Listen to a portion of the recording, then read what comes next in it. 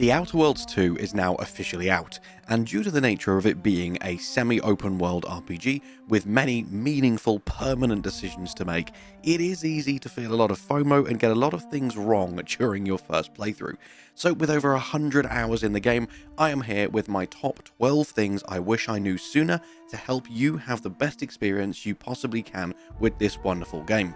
So let's jump straight into the first thing. Do not fret too much over your character build when you are first starting out the game. I'm talking about things like your background, your traits, and your starting perks, because once you finish the prologue, you will actually have an opportunity to respec. Now please do note, this is the one and only respec of the game, and it is pretty near the start of the game. However, this means you do have an opportunity to experiment with traits and or perks that you maybe wouldn't ordinarily go for. You can then use this knowledge to make a more educated and informed build the second time around when you are prompted to respec. This is where you can now switch back to your safe picks if you happen to regret any of your first choices, and if you would like to know my personal recommendations, make sure you go ahead and check out my build guide video from yesterday, breaking down the absolute best choices, in my opinion, for your first character. Next up, one quick tip for character creation: take 2 traits. Absolutely take 2 positive traits, because there is a negative trait that effectively is a third positive trait.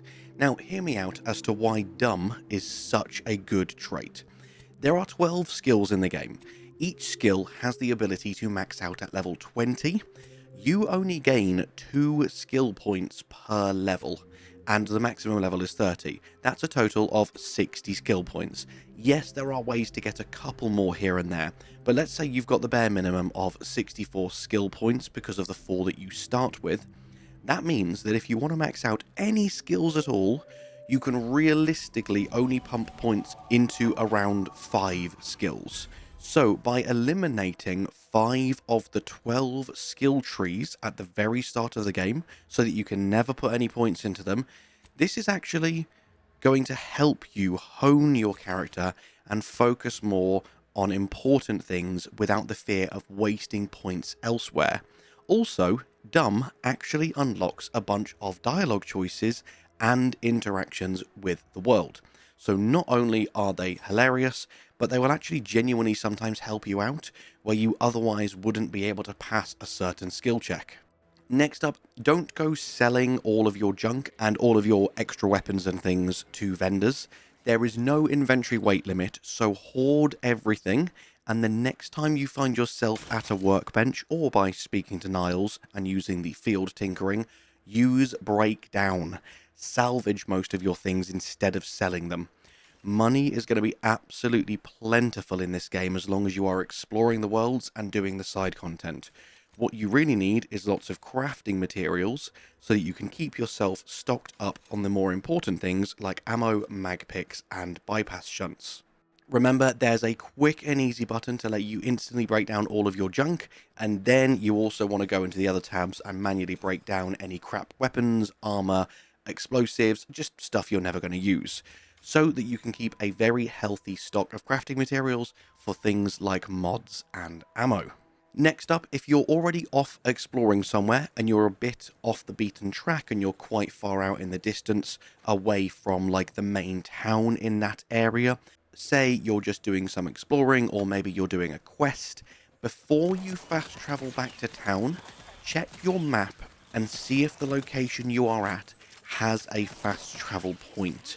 If there isn't, check for nearby unexplored locations, and the bigger the silhouette, so like the bigger the building, the more likely that area is going to contain a fast travel point. So then, take a short detour, go and do some exploring, unlock a fast travel point around the area that you are. This way, when you inevitably have to come back here again for another quest later, you've already got that fast travel sorted, and you're not going to waste a load of time. For the next tip, make sure you speak to everyone in Fairfield. Exhaust all dialogue before you go and do anything else. Make sure you know exactly what you're doing, make sure you've got all the quests, make sure you've explored everything, and then you will have a quest called Perilous Journey to the Grove. Do this before basically anything else in the game, as this will grant you with the Pale Boots. Pale stands for the Plasmatic Augmented Leap Enhancer, and this will allow you to double jump. This is literally an optional side quest. You can skip double jump if you don't engage with the side quests in this game. And that goes for a few of your gadgets as well, so please make sure you are engaging with the side quests. Please do note that the double jump boots will not save you from terminal velocity, as the previous owner of the boots has just very kindly demonstrated for us. If you leave the double jump to the last second, and you already see the wind whooshing around you, that means you're going too fast, and you gon' go splat. However, if you time it before it's too late and the wind hasn't built up too much, it will reset the fall damage meter, and you can still fall considerably further than you would have before the jump becomes fatal. When choosing your companion's perks, you want to steer away from anything that will grant you with more crafting materials or money. As I said earlier, as long as you are exploring the game and engaging with the quests, you are going to be getting far more stuff than you know what to do with, and therefore these perks are just a waste of points. What you want to do for your companions is focus primarily on combat perks, specifically things that enhance their companion ability. The reason this is so crucial I could go on about for genuinely about an hour, which is why I have made a dedicated video with a full breakdown of all the best perks and upgrades for every companion. That video will be coming out in just a couple of days. It's genuinely nearly an hour long. It's ridiculous. I've got a proper deep dive going into every single mechanic of all of your companions so that you can really make the most out of them, and you can utilize them to help you beat the game on even the highest difficulty if you are, like me, an achievement hunter. So make sure you're subscribed to the channel with the notifications turned on, and keep your eye out for that video dropping soon. I have Outer Worlds videos dropping twice a day for the next 2 weeks at least. Maybe longer, but I do kind of want to check out Arc Raiders as well, so we'll see how things go. Talking of companions, next up, make sure you go and find Inez at the Ministry of Accuracy. Once you have spoken to her here, she will then tell you that she needs to go hand her quest back in to the mayor or whatever his bloody name is. So go back there, witness her conversation with him to start her quest line. You want to recruit her ASAP and complete her first quest to unlock her graft, because she is a crazy powerful companion and you do not want to miss her. I was about to give you a spoiler for my companion video, but it's a huge one, so I don't want to do that. But I'll just say that her late game abilities go fucking hard. Next up, my friends, talking of perks, be careful when choosing your own perks. Make sure you read all of the text very carefully. Do not just skip to the bottom and look at the numbers and the percentages that it shows you, because some perks do in fact have hidden bonus effects that you might not want for your character. For instance, on my first character, I chose the sickly negative trait before I realized how powerful Dumb was, and I then wanted to offset that with the bullet shield perk, because as you can see, it's going to increase my damage resistance and my health. This is awesome. Not realizing that hidden in the big paragraph of text there, it says that enemies are also more likely to target me. So now for the rest of the game, I'm an unintentional tank, which is not what I wanted. Therefore, I started a new character, and I want you to be able to avoid the same fate. Next up, you really want to learn which weapons are most effective against which enemies. Armor type and enemy type plays a huge role in this game. Not so much on the lower difficulties, you can kind of brute force 99% of encounters, but if you want to play on hard or above, this is genuinely so crucial. So, for instance, SMGs that fire lots of bullets in quick succession, or shotguns that have a wide spread of lots of little shells, they are going to suck against heavily armored enemies like automechs or elite soldiers, because every single individual bullet will be negated by the armor that will absorb most of the damage from each little hit. However, they'll absolutely shred through weaker soldiers and through every creature in the game, because creatures do not have armor. So therefore, what you want to be using for big enemies ideally is something like a sniper rifle or a rocket launcher if you have one, or assault rifles aren't too bad for the early game. They're going to be incredible against mechs and armor because they will shred through the armor, so you want to make sure you have a good variety of weapons on hand for each situation. Next up, this is a silly little thing, but it's actually so huge. Items don't highlight when you are jumping. Only when your feet are touching the floor will you see loot. So if you're trying to see if there's an item on top of a cabinet or an event, jumping won't show you it. You'll need to find a way to hoist yourself up, which is extremely easy to do. But if, like me, you are a perpetual bunny hopper and you just love double jumping, if you're jumping around whilst exploring, you're going to be missing so much loot because it will only appear briefly when your feet touch the floor. It's so silly, but keep your feet on the floor to keep everything automatically highlighted for you.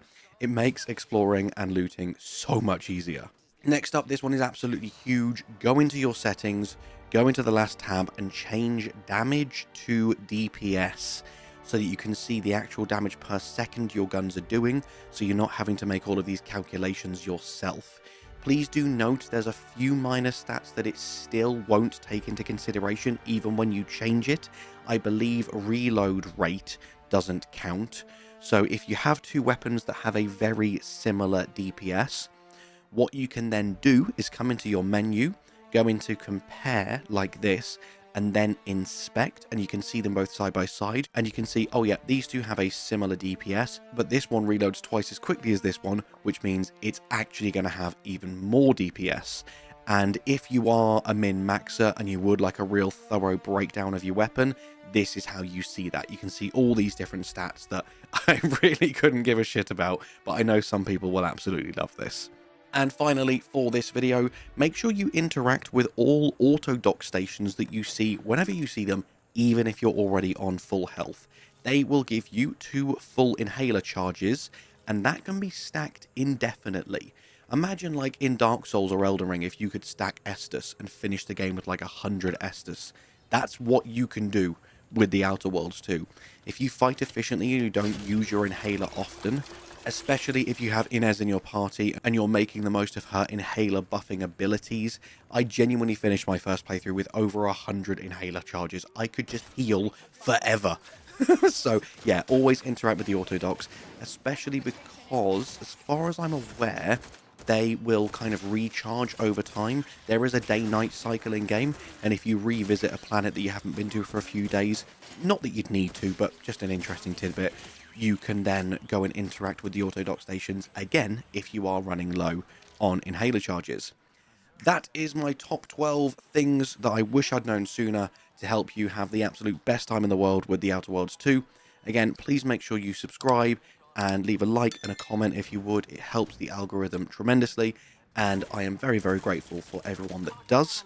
And yeah, keep your ears and eyes peeled for more Outer Worlds 2 content to come. With that, my friends, all that's left for me to say is thank you so much for watching. I hope you have an amazing day, and I'll see you in the next one. Bye-bye.